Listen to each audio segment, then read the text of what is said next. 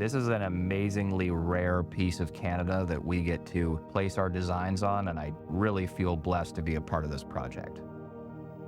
Being out on this island for a few hours, there's a sense of calm and just a disconnect that comes over you. It's a truly remarkable feeling.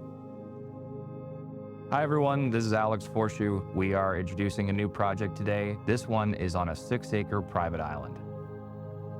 Obviously, Georgian Bay on Lake Huron is a massive body of water. There's a vast difference between the different ecosystems on Georgian Bay, where we have sandy beaches in one area and rocky outcroppings with windswept pines in others. This particular island that we're talking about today is very rocky, lots of outcroppings and lots of those windswept pines that Georgian Bay is so famous for. Accessing this island on Georgian Bay can be done in multiple different ways. Typically, you would have a boat at a marina, and then you would load up your supplies for the weekend, and you would make the trek in a boat out to your island and access it that way. You can also go by float plane, and for our first initial site visit, that's what we did.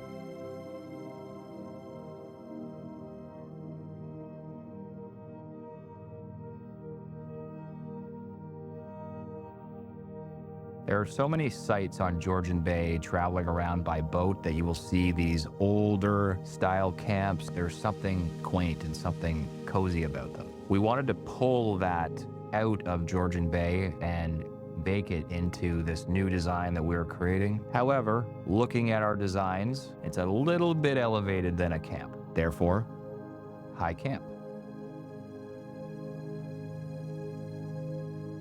When speaking with our clients and reading their brief, it became apparent that there was need for 4 separate structures. There needed to be a primary cabin, a guest cabin, the main cottage, and a lanai space. When we move onto the island, we're accessing the southern tip of the island, and we wanted to have access to the southern sun all day long.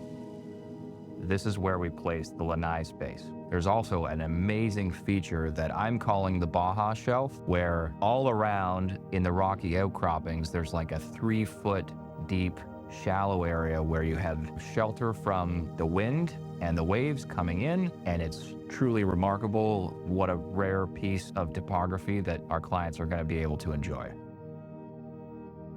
The lanai that we have designed is around 1,400 square feet. This encapsulates a dining experience, a built-in fire pit, lounging, access to the beach, storage for kayaks, storage for cushions, an outdoor kitchen, and some really cool sails that are held down with our curved glulam detail. The primary cabin is built for our clients. It's got the best views, shelter from the wind, it's got privacy, it has everything. The interior living space of the primary cabin is 771 square feet. We placed it at the northern tip. It is a little bit of a walk, but we're going to be designing a cart path going through the main artery of the island. So a short 2-minute golf cart ride, and you'll be from the access to the primary cabin. Since we're designing this private island retreat for our clients, we thought it would be amazing if we named the cabins. Starting with the primary cabin, we named this the Storm Cabin. There is an amazing storm watching outdoor space designed within this cabin so that you can be under a roof, enjoying a nice glass of wine, watching a storm come rolling in.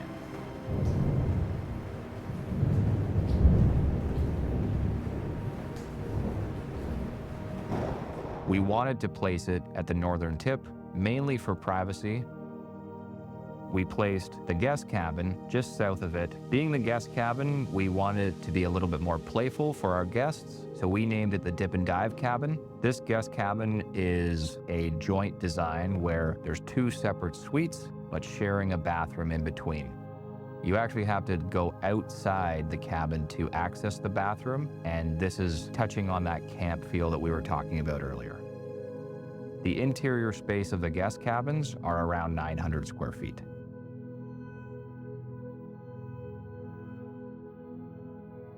The most southern building on this island is the main cottage. We placed the main cottage in the southernmost tip because it's close to all amenities. It's close to the lanai, it's close to the docking facilities. You need to be mindful when you're accessing this island and you have all of your supplies with you, that the majority of your supplies are not making a long trek. We're calling it the nest. Obviously, by calling it the nest, we're thinking that the guests and our clients come home to this main cottage dwelling. This building has many bedrooms, big social spaces, lots of room to host.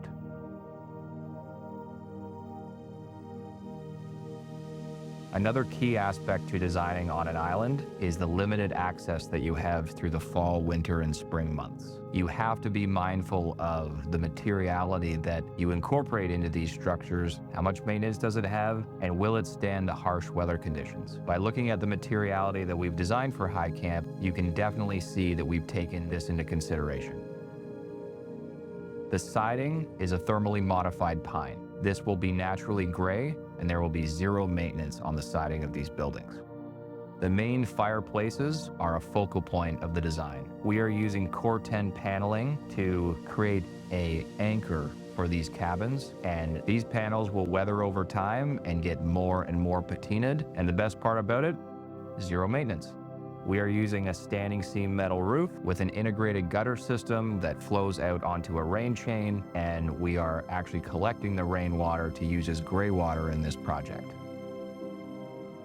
All of the decking materials will be ipe, which is a Brazilian hardwood. It's a very hardy wood. It actually sinks underwater and will be good for at least 50 years.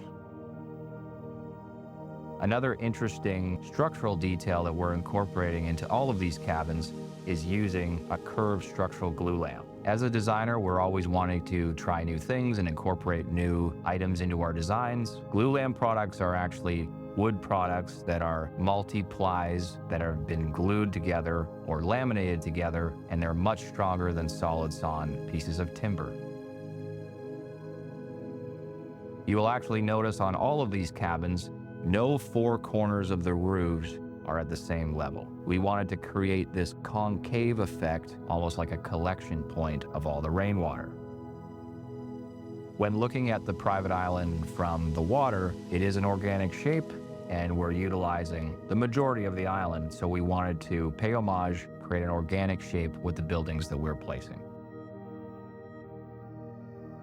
I'm truly excited to bring this project forward. A few months back, we gave this concept to our clients. They absolutely fell in love with it. Right now, we're in our construction documentation phase and collecting all the necessary consultants. I cannot wait to deliver this to our clients and for them to experience that serene and calming effect every single day that they enjoy this project.